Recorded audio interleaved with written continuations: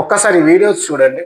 కానీ ముఖ్యమంత్రి రేవంత్ రెడ్డి గారికి కూడా నా సూచన ఏంటంటే, కాంగ్రెస్ పార్టీ ఎమ్మెల్యేగా మీ భాష మార్చుకొని, మీ హవభావాలు మార్చుకొని, తక్కువ మాట్లాడి, మంత్రివర్గంలో ఇంకా చాలా అందరికి మాట్లాడే అవకాశం ఇచ్చి, మేధావులతో డిస్కస్ చేసి, రాబోయే రోజుల్లో ఏమంటారు, ఒక మంచి ప్రశాంతమైన వాతావరణంలో, అంటే దాన్ని ఏమంటారంటే ఒక కూల్ మైండ్ తోటి, ఆవేశం అక్కర్లేదు. ఇంకా 3.5 ఏళ్ల గవర్నమెంట్ ఉంది, ముఖ్యమంత్రి మీరే ఉంటారు. ఆ తర్వాత ఎవరుంటారు అనేది అప్పుడు చూద్దాం. తర్వాత ఎలక్షన్స్ అయిన తర్వాత కాంగ్రెస్ పార్టీ హైకమాండ్ ప్రజలు తీర్పిచ్చిన దాన్ని బట్టి నిర్ణయం చేద్దాం. అప్పటి వరకు మీరే ఉంటారు. అప్పటిదాకా ఆవేశపడకుండా, గంటలు మాట్లాడకుండా, ఆ గంటలు అనే స్పీచ్లు తక్కువ చేసి పని మీద ఎక్కువ శ్రద్ధ చూపిస్తే మంచిదని చెప్పి నా సలహా.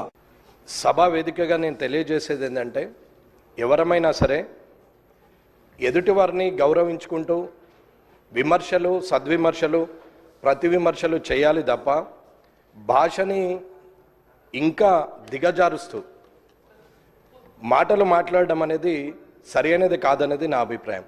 బూతులు మాట్లాడడమే రాజకీయ లక్షణం అనుకుంటే అది అవలక్షణం అనేది నా అభిప్రాయం.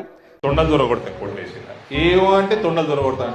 తొండలేందుకు దొరకొట్టడు, నువ్వు గింతే ఉంటావు, నువ్వే జొరు. తొండలేందుకు దొరకొట్టడు, నువ్వు గింతే ఉంటావు, నువ్వే జొరు. తొండకి నీకు తేడా ఎంతున్నది, పెద్ద తేడా లేదు. నువ్వే జొర్రు. నువ్వు ఆన్లాగులకు ఈన్లాగులకు జొర్ర, నీకు ముఖ్యమంత్రిని చేయలే నిన్ను.